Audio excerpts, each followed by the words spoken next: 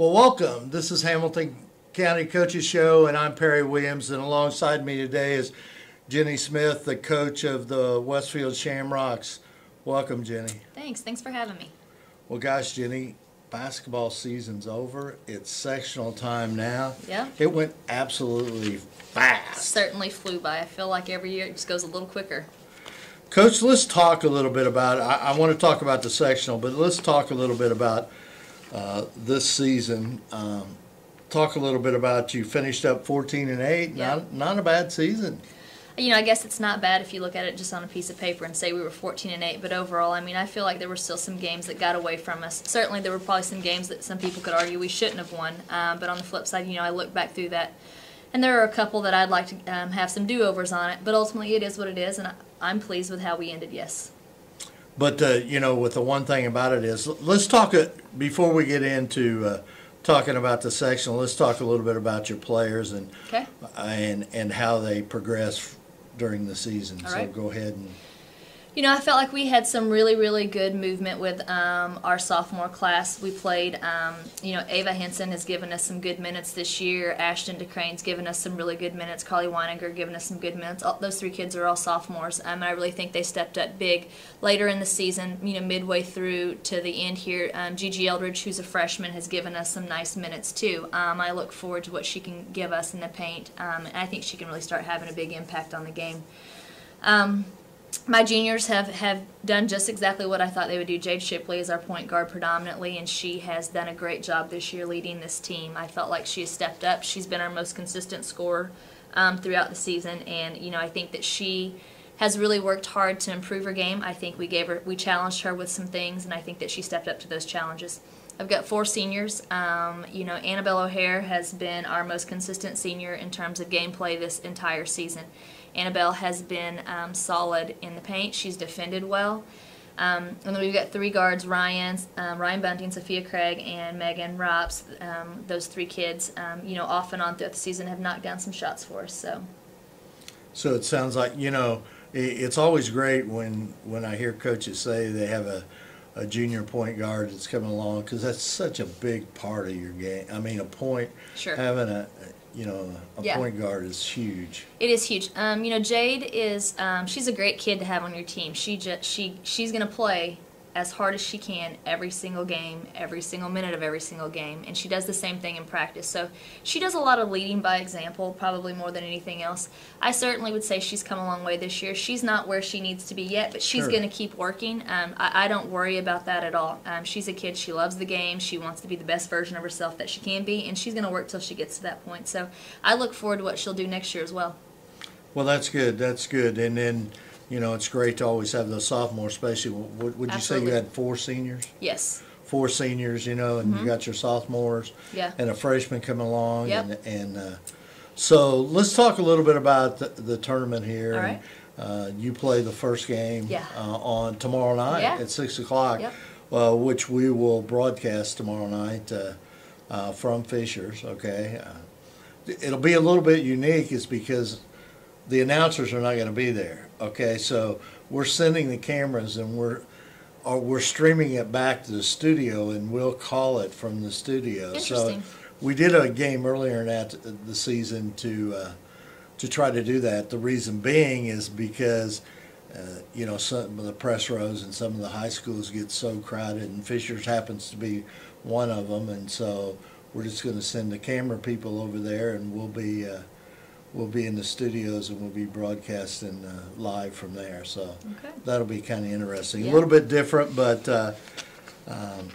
they do pipe the crowd noise into us. So that, you know, one time during that the game that we did earlier, we had some technical difficulties, and we went about a minute without the crowd noise. We were still broadcasting. Yeah. It's strange. I can imagine that would be. Yeah, Yes. you know, you think that'd be simple, but it's not. Yeah, you I'm really, sure. you really You need lose to, a big element of the game Yeah. when you don't have that crowd noise. Well, let's talk a little bit about the sectional, because you're going to play the Fishers Tigers that Yep. first game. You beat them in an overtime. Yes. 66-60. Yes. Let's talk a little bit about them, and of course, Laura Val is in the same position you were a few years ago. Yeah. You know, as a first-year coach and everything. But you know, the one amazing thing about our sectional is every team has a winning record. Yeah, yeah. So that's very. I didn't go through them all yet, but I would venture to say there's not too many sectionals that every team in the sectionals has a winning record. Yeah, you're probably right. So let's talk a little bit about that game and you know, obviously it was a very close game the first time. So let's talk a little bit about that and some of the things that, you know, there's a lot of time that's went by since that game. Yeah. So what do you feel that? So, you know, like how we said earlier, you asked me 14-8, you happy with that? And I said, I think there are a few that got away from us, and there are a few maybe we shouldn't have got. That maybe have been a game maybe we shouldn't have got. You know, I think when we go back, I've watched that game probably 15 times now since then. Just things that, you know, we need to do better, things that we did well. I will say, for us offensively, we executed really well that game, and I think, though, looking back, we had some big blunders defensively, which I would say is not the norm for us. Defensively is usually what keeps us in basketball games. On paper, we're not a great offensive team. So when I go back and I look at that game, you know, you look at how it came down the stretch, there were a lot of things, obviously a lot of factors that contributed to us even getting into overtime, and then, you know, we won that game on a rebound and a putback. We had a last-second shot, drive the lane, take an ill-advised shot, and we had a bunch of kids watching the ball, and I just happened to have Carly Weininger just kind of goes flying in there and gets a rebound and puts it back. So I think, you know, all in all, you know, that sends us into overtime, and then, you know, just some things went our way, and that's usually how it goes in those games. We made some free throws and did some things down the stretch. So this is going to be a difficult game for us to be able to win. I think everything's going to have to go perfectly for us to be able to be in this basketball game. Defensively, we're going to have to be really solid. You know, they've got some kids that can score. They certainly get to the free throw line well. I think Coach Bell has done an amazing job with this group of kids. I told her that when we played earlier in the season. I feel like those kids are playing like they're inspired, and she's done a really, really nice job with them. So, you know, if we don't shoot the ball well, it's going to be tough for us to stay in that basketball game. Yeah, because, you know, with Coach Val down, you know, taking over that job, it was kind of a roast deal, really. Sure. I mean, sure. When Coach I think left, there were a lot of unknowns, you know, yeah. and I think no one really knew how that was going to play out. But, you know, I think she has stepped up and done an amazing job with those kids. So I commend her in what she's done with them. Yeah. Now, if you were fortunate enough to win that game, you'll go against Carmel. HSC. HSC, that's right. Yeah. No, yeah. Mm-hmm. HSC, the bottom game.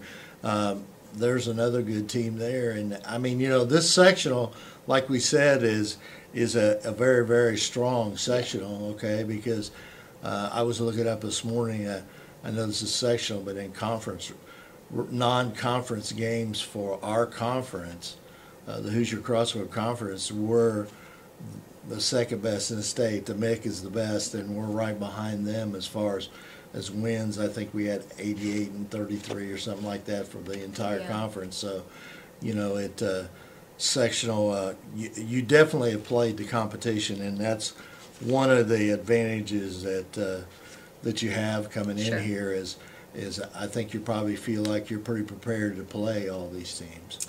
You know, I think it's certainly a tough conference. Like you said, there will be no easy games probably for anybody. I think even if we're fortunate enough to win and get past Fishers, you know, Hamilton Southeastern, they're tough. They're long. They're athletic. They're well coached. Those kids are patient offensively. They execute. You know, they do the little things, which will give us a hard. You know, it'll be a tough game no matter what. Yeah, and you know the one thing great about this sectional too is there's a lot of great individual players, and Southeastern has a really good sophomore in Parrish, and of course, you know, Grace for Fishers is a very good player. She had a great season. Yeah, so it's going to be very, very interesting sectional coming up here. Yep. Are you excited about it? I'm sure you are. Absolutely. You know, I think, you know, when it comes right down to it, you know, I've tried to explain to the kids, you know, we need to peak at the right time and have everything going all at the right time for this to play out for us.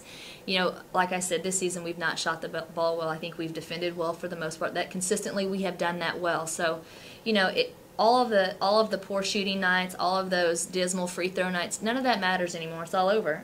You know, and this is a new season, and that's kind of what, you know, the postseason's about. And so I try to just remind the kids, it's one game at a time. Everything falls into place. Shots fall. We'll have an opportunity to at least make some people think twice and be in the ball game at the end. And that's why they play the tournament. That's exactly right? what it's about. Yeah. And well, that tomorrow night you're playing the first game. We are at Fisher's. Yep. Starts at 6 o'clock. Yep. The second game is Noblesville and Anderson at approximately 8 o'clock. Yep. Whenever yours is finished, and then we play again on Friday if the teams that are fortunate enough to go on and win. So that's the one thing about it. It's one and done. It is. You got to come ready to play. Yeah, and so I wish you the best of luck, Coach, and thanks for taking the time out of your busy schedule. I know that you were hustling and bustling in here this morning doing things while I was setting up, so I appreciate you taking that time. Appreciate you taking the time to come over here and interview us. All right, thank you. Thank Good you. luck, Coach. Yep.